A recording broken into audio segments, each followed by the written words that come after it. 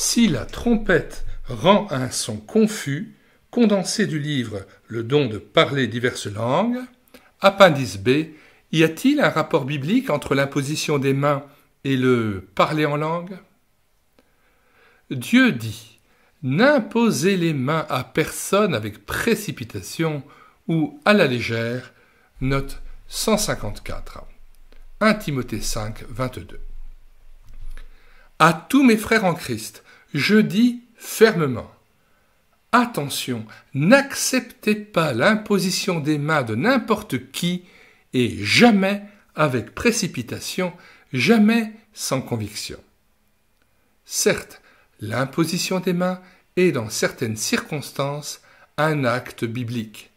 Cela est vrai pour la nomination des diacres, acte 6, versets 1 à 6, l'envoi d'un missionnaire, acte 13, versets 1 à 3, la nomination des anciens dans les églises, acte 14, verset 23, l'appel d'un serviteur de Dieu, par exemple lorsque Paul reconnaît l'appel de Timothée et Moïse celui de Josué. 1 Timothée 4, 14, 2 Timothée 1, 6, Nombre 27, 18 et 23 et Deutéronome 34, verset 9. Selon la loi de Moïse, tout juif devait poser ses mains sur la tête de l'animal qu'il offrait à Dieu en sacrifice. Lévitique 1, verset 4, chapitre 3, verset 2, chapitre 8, verset 14, etc. Par ce geste symbolique, il demandait à Dieu de l'identifier à l'animal dans sa mort et ainsi, par anticipation, à Christ dans sa mort future. Nous, de même, nous recevons le pardon de nos péchés à partir du moment où Dieu nous identifie à son Fils dans sa mort et sa résurrection. Ainsi, l'imposition des mains est, selon la Bible, un acte d'identification. C'est un geste extrêmement solennel qui engage les deux parties à la fois. Il est absolument nécessaire de vérifier quel est l'esprit qui est communiqué par cet acte. Il peut apporter une bénédiction divine. Il peut également exposer la personne à l'influence d'un esprit autre que celui de Dieu. Une action démoniaque peut être transférée d'une personne à l'autre par ce moyen. Je connais des cas de ce genre. Un ami m'a raconté le cas d'un homme qui a voulu à tout prix imposer les mains à une femme démoniaque dans le but de la guérir. La femme a été délivrée, mais le démon s'en est pris à l'homme qui, par la suite, a été possédé. C'est pourquoi Dieu nous interdit de pratiquer l'imposition des mains à la légère. N'impose les mains à personne avec précipitation, dit-il, et il ajoute, et ne participe pas au péché d'autrui. Toi-même, conserve-toi pur. 1 Timothée 5, 22. Dieu ne veut pas que nous nous identifions au péché d'autrui. Par l'imposition des mains, on peut participer au péché d'autrui. La pratique moderne d'imposer les mains avec précipitation et en série, et encore dans le but de provoquer un parler en langue, n'est pas fondée sur la Bible. Elle ouvre la porte à des abus et à des dangers incontestables.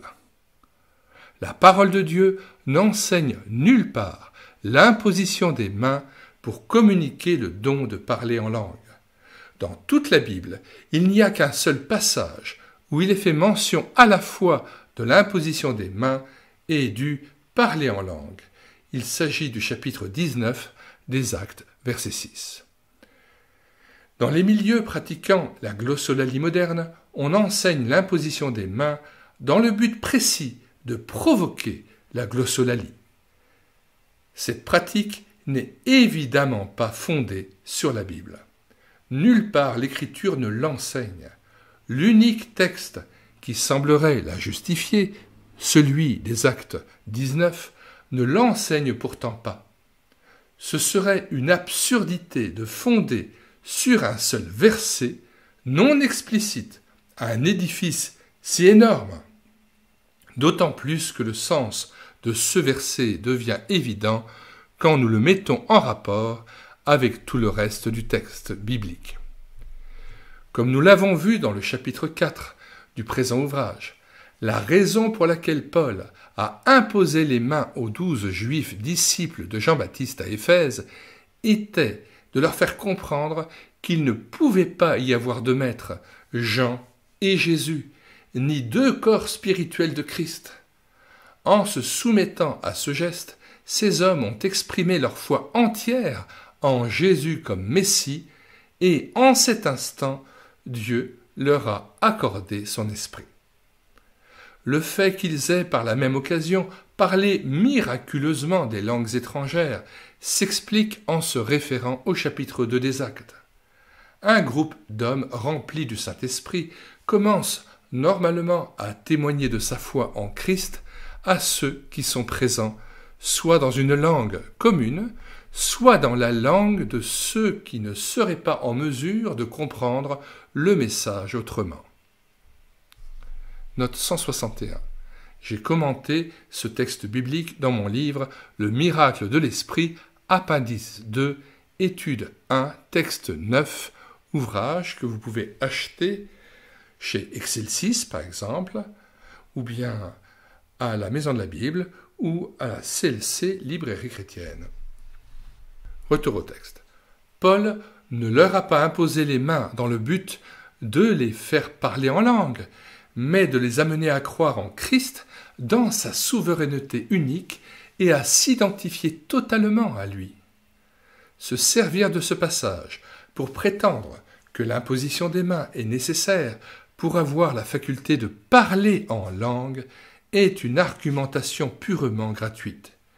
Car dans Acte 2, l'Esprit de Dieu est accordé et il fait parler miraculeusement en langue sans aucune intervention humaine.